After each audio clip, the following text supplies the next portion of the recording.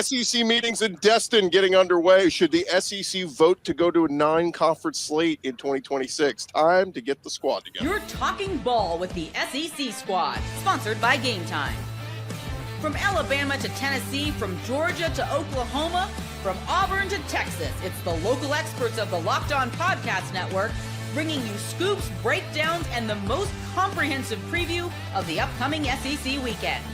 It's the SEC squad, and we have a seat for you.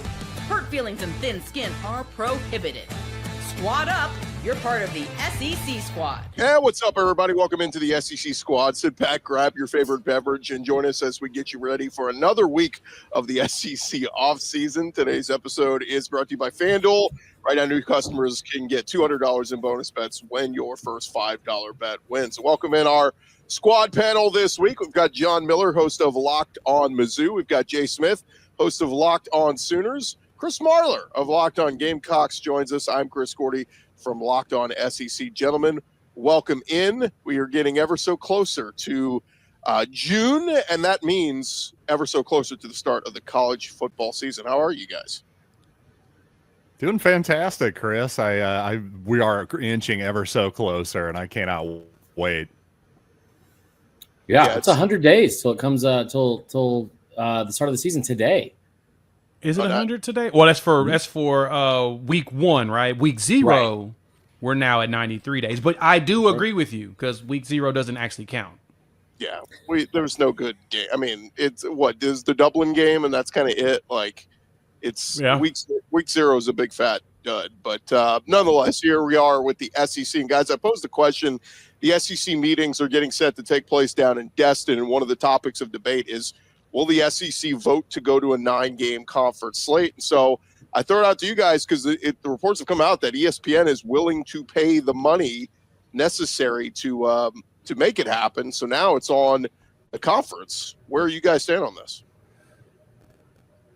For me, it's all about the non-conference rivalries. And really, I guess me and Marler are going to be off timing again this week, but we'll get it together eventually, I promise. But speaking of the Locked On Gamecocks, to me, it's about, for example, Clemson against South Carolina.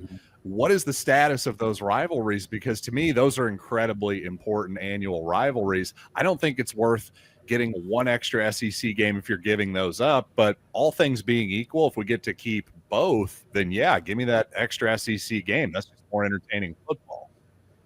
So I completely disagree because I think I'm so tired of hearing about the 8-game conference schedule the SEC plays versus the 9-game conference schedule of the Big Ten.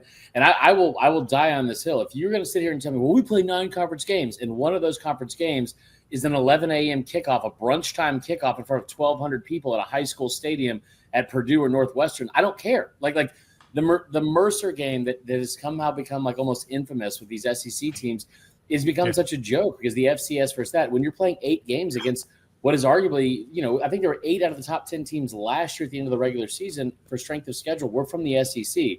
So I think if you're going to make it more universally fair and you're going to have a universal schedule with 9-game conference schedule for the entire Power 4, then I better start seeing Big 10 teams, Big 12 teams, and ACC teams playing more other Power 4 non-conference games, because otherwise, like you said, those built-in conference or non-conference rivalries are going to end up going away.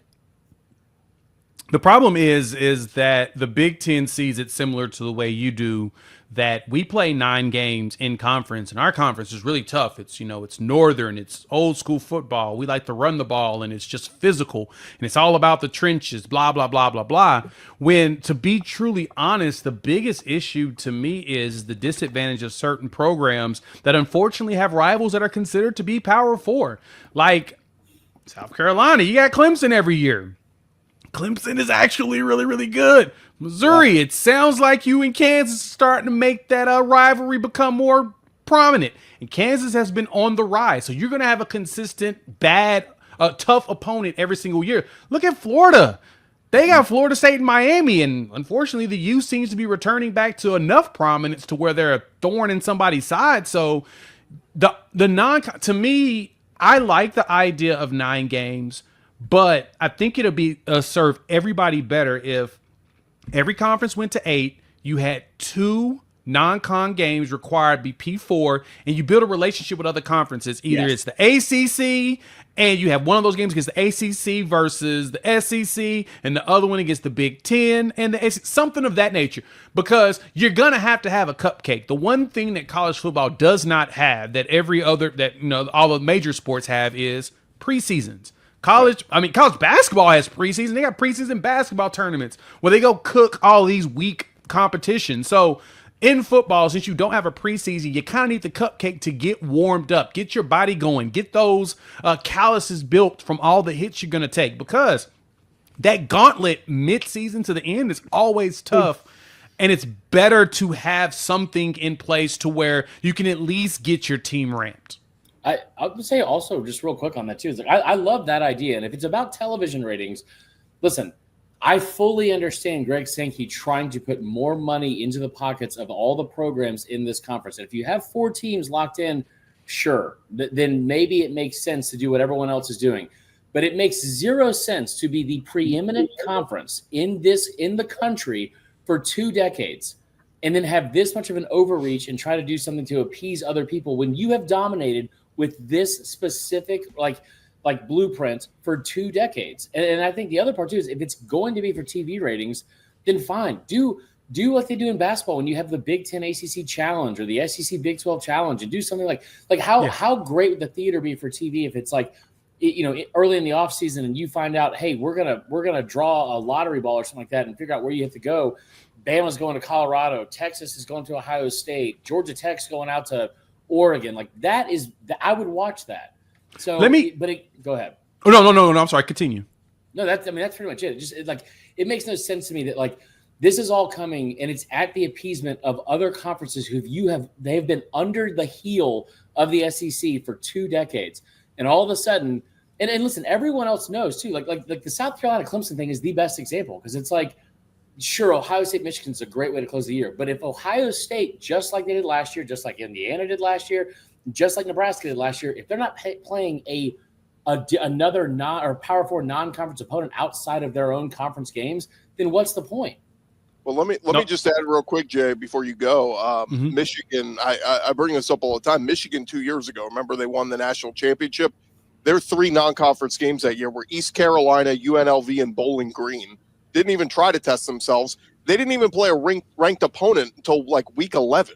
So again, it's just not the biggest problem with this, guys, is schedule inequity and conference inequity. Not everybody plays on a level playing field. This isn't the NFL where the Dolphins' schedule is as tough as the Jaguars and vice versa. Like it's a huge schedule inequity in these conferences, and this ties into the Urban Meyer quote. If you guys saw this week, saying that the Big Ten has passed the SEC at the upper part. I'm going, what upper part? Ohio State and Michigan won titles. Great. Is Indiana knocking on the door to a title? Let me know when Penn State wins one, because James Franklin has never gotten there. So, I just think it's hyperbolic, and we're overreacting to 2 one-offs of Michigan, Ohio State winning titles. Before you go, John, I want to add to what Chris said and give you. Let me just add more to that. Why don't we do similar to the NFL model, where if you're at the top, you play a first place type schedule. So you kind of break it up in half. You go 8-8, and they're required to play each other in the top 8 of each other. Then the bottom 8, let them play against each other. And like you said, you pull those out at the end of the season to determine who, and make it a regular season thing. Don't even make it go through the playoffs. Like, as soon as the regular season's over, commissioners can get together. They can make those picks, boom, boom, boom. And this is where you're traveling to next year. Yeah. Then everyone can start, because we always wait to find out when our conference schedule is until April anyway. You can make it a whole show to where you see who's going to be playing against each other come the next year, who your non-conference games are, and that would be fun. Like you said, I'm totally tuning in to Florida going to Oregon.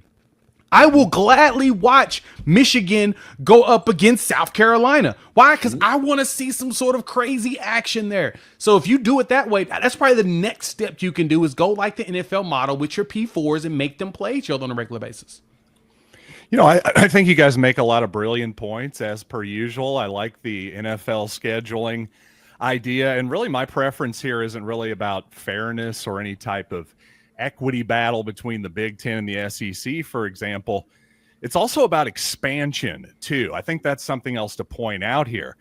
Back in 2012, when the SEC expanded for the first time in several years, adding Texas A&M and Missouri, then obviously Oklahoma and Texas were added. Well, you went from 12 to 16. That's an addition of 33% more teams. You've still stayed, though, at that 8-team schedule. So whether that's the right move or not, there certainly is a big downside there of it seems like there's a lot of teams in this conference from a Missouri fans' perspective. Get used to it, by the way, Jay, that you feel like you're barely not even in the same football conference with because you don't see them except every 6 or 7 years. Yep. And it seems like that's actually getting worse, not better, with the plans in the future. Nobody's really addressing that, and I don't think that's a great outcome. I mean, as a longstanding member of the SEC, we understand how terrible it is that you don't get to see certain opponents but once every 15 years. It's pretty disrespectful, and it takes away from some of the allure of it. But no, you're 100% right. I mean, we saw that in the Big 12, at one point when the conference was bigger, but then now they made it to where everybody played each other after the team, some teams deflected off. And then once the conference got bigger, it got back to that where there was a chance a lot of those Big 12 teams are not going to see each other, but once every 8 years. And so I see the SEC now is trying to do every 2 years flip-flop schedules and stuff, and that's going to be imbalanced too. Again, the biggest problem is these non-conference games, which, in a lot of situations for some, Florida's always going to have the hardest schedule because Florida State, either good or bad, they're always going to be some sort of a challenge. They're going to bounce back at some point. Same thing with Miami, same thing with Clemson. Kansas will be up and down or whatnot, but it's so much better. It would be so much better if you force the conferences to have some sort of interconference type play. It's time to do that. Stop allowing every non-conference game to be negotiated. Do a home and home series and call it a day.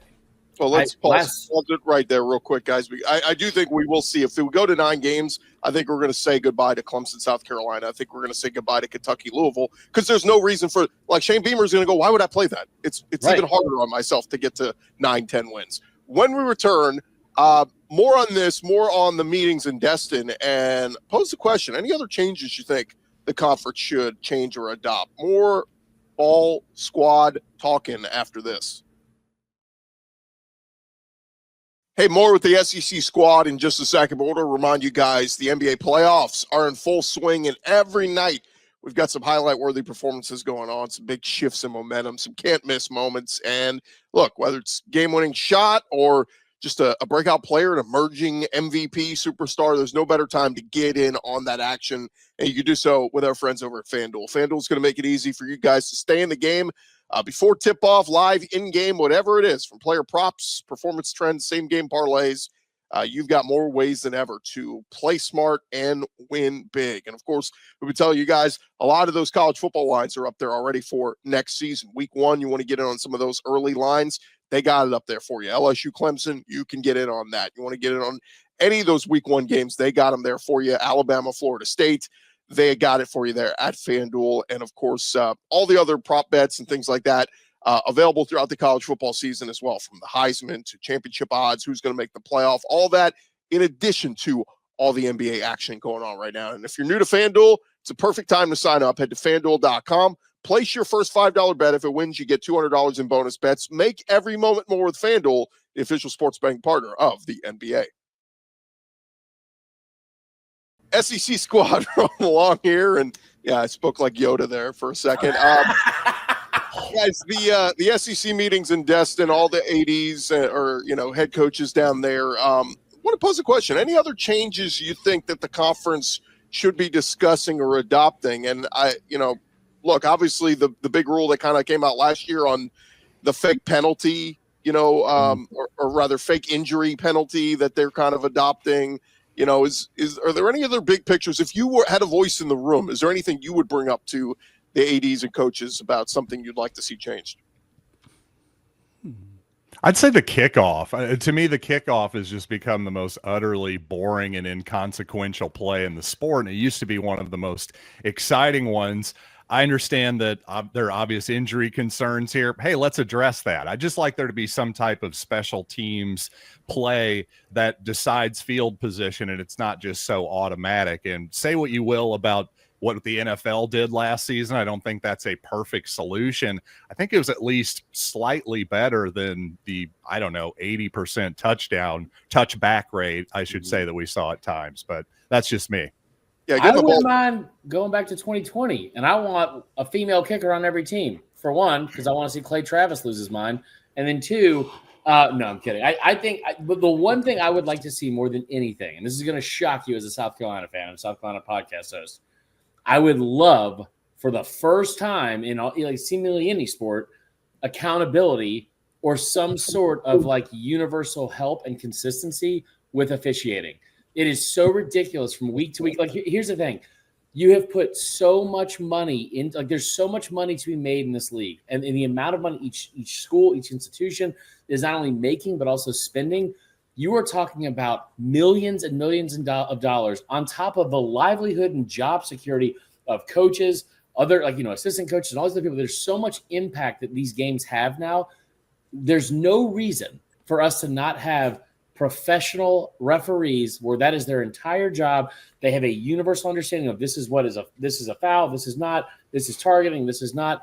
Because from a week in to week out basis, you cannot have so many games that have such a huge impact on the national landscape being dictated by, oh, yeah, that was my bad. Nussmeier? No, that was, that might have been a tough call to throw away that pick six, and it cost South Carolina a shot in the playoff. And listen, here's the thing, too.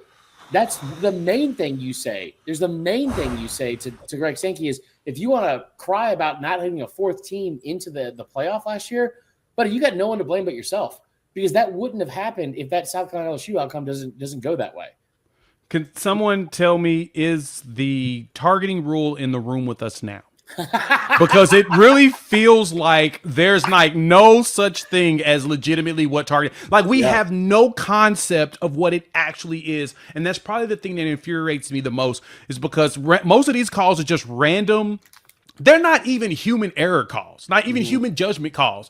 There's no true criteria that's actually being leveraged. I watched a dude drop his head, hit somebody in the chest, and they said, nope, that is not a targeting. I'm like, but what? You said crown of the helmet. Okay. But if I hit them at the side of my helmet to their helmet, they're going to call targeting. But wait, that's not a crown. There's no it's not, that's incidental contact after they hit chest to chest. It doesn't make sense. So I would like to know if they can find a way to just hammer out truly what that rule is and say, this is what we're going to live by. And it's not going to be all these ridiculous judgment calls. If there's helmet to helmet contact and it's the helmet first before any other body part, we're going to call it. I wouldn't lose my mind at that point. But you know what? Fair. They should look up a little bit when they do it. But hey, I'm still trying to find it. Y'all just tell me if you see it show up and walk in the room in a minute. Do you guys think we'll see Lane Kiffin telling players to get down? I mean, do we think that that's going to go away? That, to me, the easiest solution to that is to make the player sit the entire possession. Just the entire drive.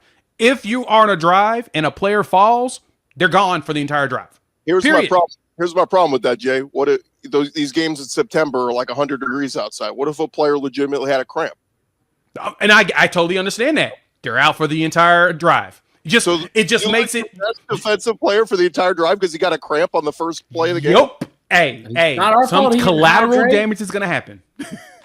Pickle juice all around. Right. I mean, that there's going to be hot like that here in September. You better be hydrating like crazy and doing whatever you need to do to be as close as possible. But to me, there's no true solution because legally, and not to throw law into this, but you can't you can't tell a kid if he is or not. Like you said, someone can have a legitimate cramp, some cannot have a legitimate cramp.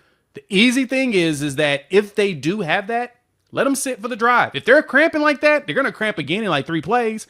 Let them get hydrated for a couple of minutes anyway. Give them some pickle juice. That's the main thing too. If you're cramping up that poorly, you're not going to come right back into the game. My thing is, it's when you see Walter Nolan laying on the ground like he's reading a bedtime story, and then next thing you know, he's sprinting back onto the field 2 plays later.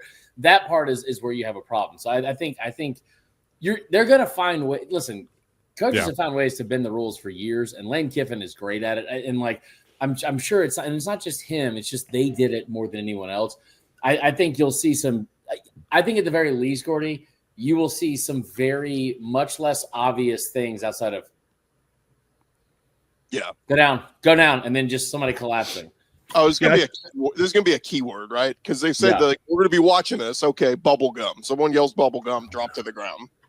Yeah, I think the good thing, at least with this rule, is it isn't going to affect guys who are legitimately injured. Right. That would be my concern. I think we all want to get this out of the game, but not at the expense of, completely unfairly, I guess, punishing legitimate injuries. At least Jay's plan would be a fair way of going about it. Yeah. And I'll say I agree with both of you guys in terms of, hey, let's spend more money on the officiating infrastructure for the love of God, and also the targeting rule for sure. I'll just point out, I think in both of those situations, then instant replay allows the league office a complete cop-out, especially when it comes to spending money on officials, because they can just say, oh, well, we basically replay every single snap anyway. And I don't think really the league minds slowing the game down a little bit. That's just more commercials that they can sell. If the game goes 3.5, 4 hours, well, who cares? Most of the fans aren't complaining right now.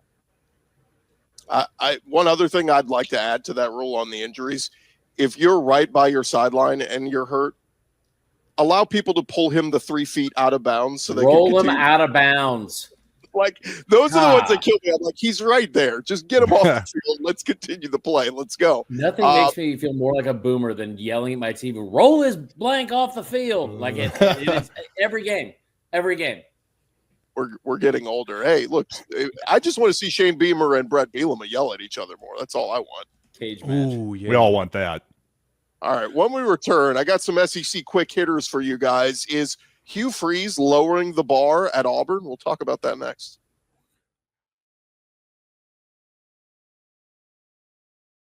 SEC squad rolling along here, and guys, got some quick hitters for you, some news from the past week around the conference. And first off, I start with Auburn. Hugh Freeze speaking at a golf tournament several days ago and was asked about expectations and said that, look, our goal is to make a bowl game this year. Is Hugh Freeze tempering those expectations when he was hired at Auburn, when all the hopes were national championship talk? Now he's saying, look, I know the expectations is to make a bowl game. Really?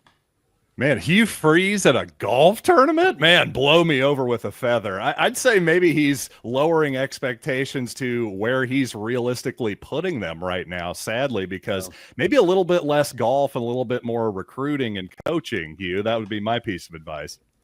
Yeah, thoughts and prayers to the cart girl that was out there that day, for one. Two, I will also say Hugh Freeze putting his foot in his mouth, not a huge surprise. I think Auburn is actually going to be very good this year, or at least much better than they were the last couple of years. But here's the thing, man. Like Auburn fans, record, this is like the fourth straight year Marler has made that prediction. Auburn, that is true. Yeah, that is very true. And I've only been dating this Auburn grad for a year and a half, so it's not because of that. No, but here's the thing. I do think they're going to be better. The thing that would be shocking to me, like all the Auburn fans that were like kind of like not clutching pearls, but like kind of up in arms over this, like. I don't know if you guys have read the Opelika News or watched the TV the last 4 years, but you haven't made a bowl game. Like I just turned 39. Alabama has beaten them 5 times in a row. That's the longest streak in my entire lifetime. You are in the pits of like of what this program has become. And you may not be like Gene Chizik 2012 bad, but you haven't had a winning season in 4 years, and you haven't beaten Bama in 5, and you're going into a season with Hugh Freeze, who, by the way, has not exactly outperformed Brian Harsin, who you ran off as fast as you could. So, like, it just feels like it's yet another – I hate to say it. I'll whisper it so I don't get in trouble with the misses in the other room, but it feels like yet more delusion from the Auburn fan base, which is a tale as old as time. Yeah, it's fascinating to see that they expect this much of a dramatic change, especially in a quarterback room. To me, that feels like it's got a lot of questions that we're waiting to see happen. I no shade to Jackson Arnold, but it did not look like he was actually comfortable playing quarterback at all. Actually, a lot of shade. Besides, right, you know me, John. Thank you, John. I really appreciate you actually calling me out. But no, on a serious note, we've watched Hugh Freeze with quarterbacks. We kind of watched how things kind of, go backwards. I mean, Thorne went backwards going to Auburn underneath him. He was a 3,000-yard passer at Michigan State. And I was like, yeah, he's going to do some damn. No, he's going to go backwards every year. And when your play calling is built to where, you at the end of games, you don't like running clock. You want to continue to throw the ball with a guy that's very much known for throwing turnovers or having turnovers. What sense does it make? And you don't have, you don't have Hunter back there as your bell cow. You're still trying to figure that portion out as well. The weapons are there. They've got a lot of offensive line veteran savviness there, which is good. The defense should be solid. They're always solid on defense, but am I supposed to be scared of Ashton Daniels or Jackson Arnold right now? Deuce Knight, I am terrified of him at game 9 or 10. It's a true freshman, but that's about it. I think Arnold's going to be much better, and I'm not saying this to throw shade at you, Jay, but fair, very fair. That Oklahoma offensive line was the worst in the FBS, giving up 50 sacks. They had not given up more than 32 in a season, an average around 26 per season allowed in their 9 previous years in the Big 12, and they come to the SEC year 1, very tough start. And then they have all the injuries at receiver, so the increase that he is going to have in talent around him at the receiver position especially is going to be night and day. So I think he could end up living up to his expectations. What you said, though, about the play calling is the best point that anyone's made so far. And that is the fact that, listen, Peyton Thorne was never going to be a world beater, but you went out and got him, and you also still had Jarquez Hunter. He was your safety net you had in your backfield.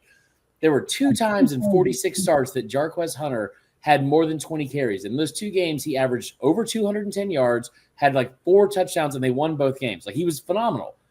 So if you're telling me that you're openly disagreeing with everything Peyton Thorne is doing, how he's performing, you bench him and then you have to put him back in. Why do you see listen, if you have a peanut allergy, don't eat a peanut butter and jelly sandwich, Hugh. If you don't like Peyton Thorne, why are you still going back to the well over and over and over again with this guy? I love when Marler actually does some research and brings some stats to the table. It's that's every week. He's done his homework. Every week. I'm on here once every 3 months, so I get a lot of homework in between shows. Another quick hitter for you guys. Keelan DeBoer asked last week about his starting quarterback spot. He said Ty Simpson is currently the starter if they had to go play a game right now. So assuming he stays healthy, I ask you, will Ty Simpson be the starter the final week of the season for Alabama? In other words, will he be the starter all year long for Bama? I feel like Marler should go first. I don't know. I'll go first. I think it's so fascinating to watch because if you're a Bama fan, you do not want Keelan Russell necessarily being the starter unless he deserves to be the starter. This has to play out. Not has to, but you want it to play out just like 2020 if you're Alabama.